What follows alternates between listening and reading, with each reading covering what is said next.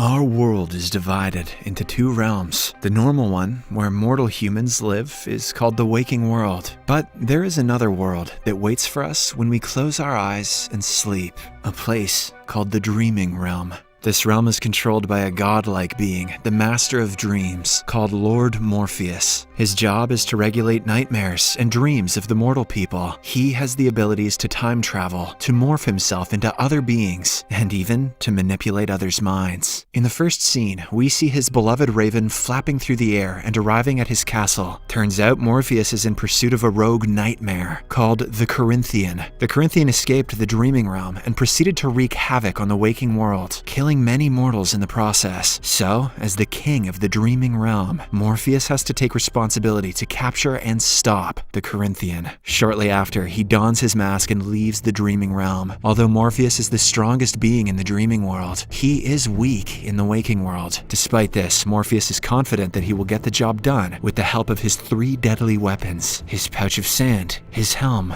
and his ruby. At the same time, in 1916 England, a man named Lord Magus and a famous magician are attempting a ritual to capture the Angel of Death and force her to revive their deceased sons. They are accompanied by their disciples, who all respond in culty unison, "Here in the darkness." As this goes on, Lord Morpheus approaches the Corinthian in London. The latter has just killed a man, and as Morpheus is about to finish him off, suddenly, he hears the chant, "Here in the darkness," repeating in his head. The very next second, he disappears. It turns out that instead of capturing the Angel of Death, Magus has mistakenly trapped the King of Dreams in his basement. Nonetheless, since Morpheus is a supernatural being, Magus decides to keep him hostage and takes away his sand pouch, his ruby, and his helm, leaving him powerless on the floor. And because of his imprisonment, the waking world starts going through a terrifying situation. A disease known as the sleepy sickness breaks out. The next morning, we see that over 1 million men, women, and children never woke up from their dreams, meaning they died in their sleep.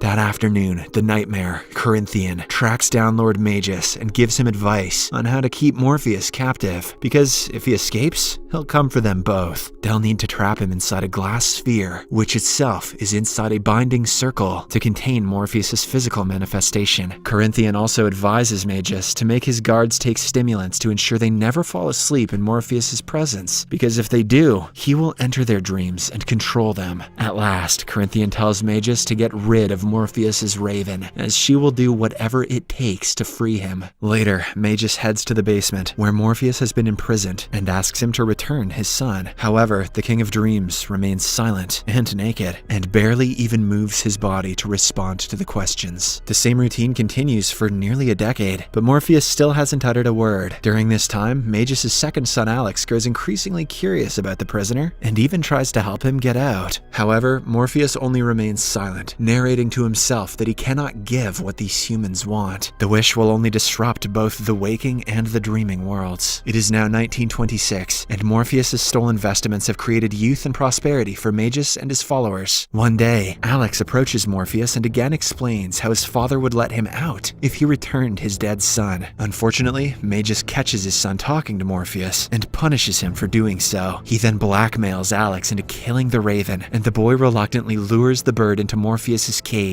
and shoots it dead. A devastated Morpheus can only watch the horror unfold from inside of his captivity. Several more years pass by, and one day, Magus's mistress, Ethel, reveals that she is pregnant. However, Magus wants her to abort it, saying he doesn't want any more children. Enraged, Ethel runs away from the mansion, but not before stealing Morpheus's helm, ruby, and the pouch of sand. Because of this, Magus starts going crazy, and even offers Morpheus freedom and the chance to get back his stolen items from Ethel if he grants Magus immortality, wealth, and influence. However, Morpheus still refuses to speak. This finally breaks Magus, and he takes his frustration out on poor Alex. The two get into a scuffle that results in Magus falling backward and hitting his head on the floor, killing him instantly. Devastated, Alex heads to the garden, where he is comforted by a worker named Paul. The two talk for a while, and Paul suggests he try and reason with Morpheus. However, Alex fears that it is not a good idea, because he has already committed a sin by killing Morpheus's raven. As a result, the imprisonment goes on for decades. It is has been 104 years since Morpheus was lured and trapped in captivity. Both Paul and Alex are now old and wrinkly, but they still want to negotiate with Morpheus. And one day, everything changes. Inside the room, as Paul wheels Alex away in his wheelchair, he purposefully breaks the enchanted circle, allowing the King of Dreams to finally use his powers. After the two leave, Morpheus manipulates one of the guards into falling asleep and enters his dreams. He then forces the guard to shoot his gun and break the glass sphere. As soon as Morpheus gets out, he takes revenge on Alex by putting him into an eternal sleep where he is stuck moving from one nightmare to the next. In this way, after more than a century of captivity, Morpheus finally returns to his dreaming realm.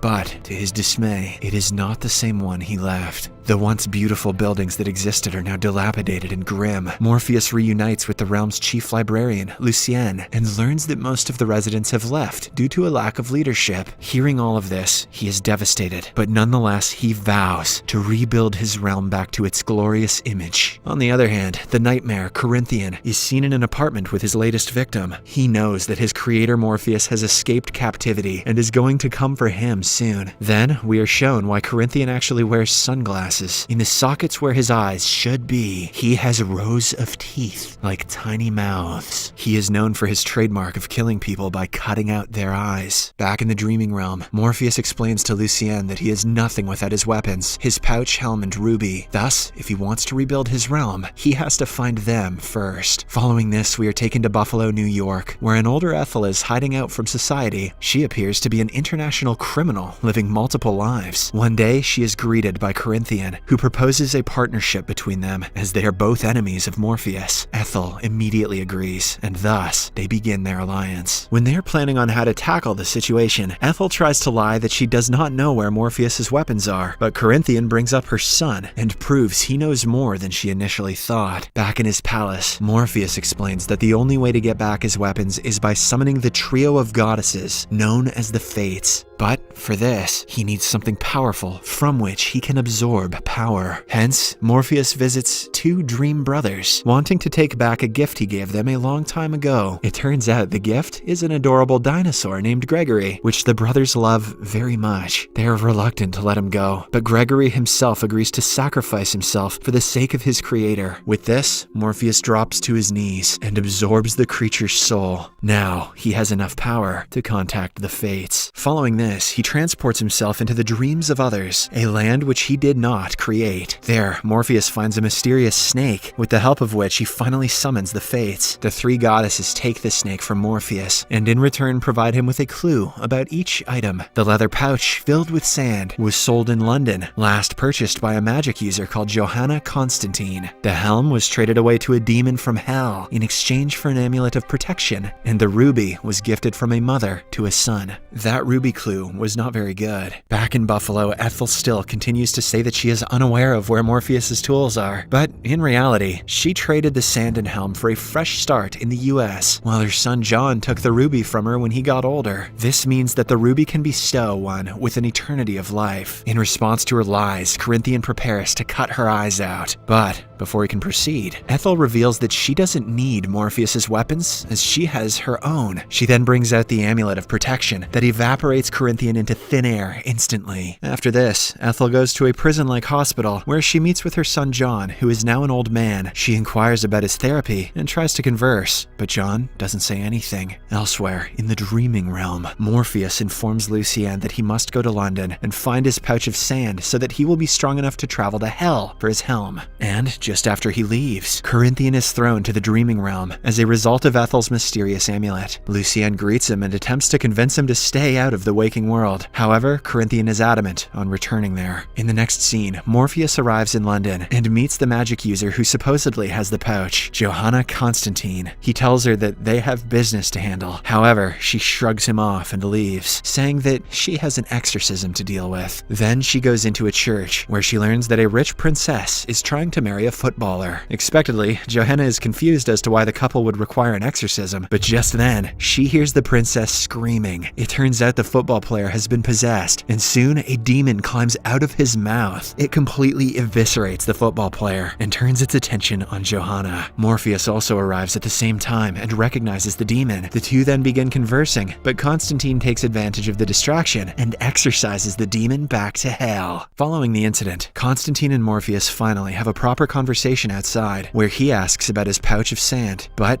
to his dismay, Johanna reveals that she couldn't open the drawstrings, so she sold it. Morpheus insists they must find the pouch because his realm will cease to exist otherwise. If dreams disappear, destruction will follow. However, Johanna does not pay heed to what he is saying and walks away. After the two part ways, Morpheus notices a raven that has been sent by Lucien to assist him. The bird introduces himself as Matthew and vows to protect Morpheus at any cost. Next, we see Morpheus arriving in Johanna's dreams. She appears to be having a nightmare where a demon is trying to drag her to hell. Just then, she wakes up and finds Morpheus in her room. He explains that he tracked her through her dream and wants to help her. Since Constantine experiences nightmares almost every night, Morpheus promises to get rid of them. This finally convinces her, and she begins looking for the sand pouch. As she looks in her office, Morpheus finds pictures of Johanna with her girlfriend, Rachel. This triggers something in Johanna, and she realizes that the sand pouch is actually at her girlfriend's place. In the next scene, the two head to Rachel's house to retrieve the pouch. Johanna explains that she used to live there not long ago. However, when all the people close to her started dying, one after another, she decided to leave Rachel to keep her safe. Soon, the two enter the house and are taken aback to find Rachel under the spell of the sand pouch. Her condition is so fragile that she cannot even speak. Turns out she has become addicted to the sand and the dreams that come from it, causing her body to wither away. As Morpheus retrieves the sand pouch from Rachel, he explains it wasn't meant for humans. He then prepares to leave, but Constantine demands he help her ex-girlfriend since it was his sand that ruined her. Morpheus agrees and asks her to wait outside. He then pours sand over Rachel and puts her out of her suffering. It allows her to have one last peaceful dream of Johanna before she passes away. Back in Buffalo, Ethel reveals to her son that she only stole the magical weapons because she thought they'd help. When Magus's men came after them, she hid the ruby and traded the others for the mysterious amulet of protection around her neck. It has kept her alive all these years, but now she doesn't want to continue any longer. Hence, she wants to return the ruby to Morpheus in hopes that he'll forgive them. However, John wonders if they should give it away when they could use it to dream of a world without the King of Dreams himself. In reply, Ethel reveals that many people have already died for the ruby, and it's not worth keeping. She then takes off her amulet of protection and gives it to John as a peace offering. Ethel explains that it kept her alive for 116 years, so it should keep him alive forever. With the amulet now gone, her body begins to age rapidly, and she dies in John's arms, leaving him devastated. Hearing his screams, a guard arrives and witnesses the corpse. He quickly assumes that John has murdered her and fires a bullet at him, but surprisingly, because of the amulet of protection, the bullet bounces back and kills the guard instead. After this, John walks out of the building, which has been keeping him captive for years. As he stands in the cold Buffalo streets, the Corinthian appears from behind and lends him a coat. John, who thinks the man is simply a stranger, says that he doesn't want it, but Corinthian insists. The final scene shows Morpheus informing Johanna of her ex-girlfriend's peaceful passing in her sleep. He also reassures her that she won't be experiencing any nightmares from now on. After she leaves, Morpheus and his new raven friend Matthew discuss their next move to go to hell. This show kicks ass. Be sure to catch the following episodes on Series Recapped.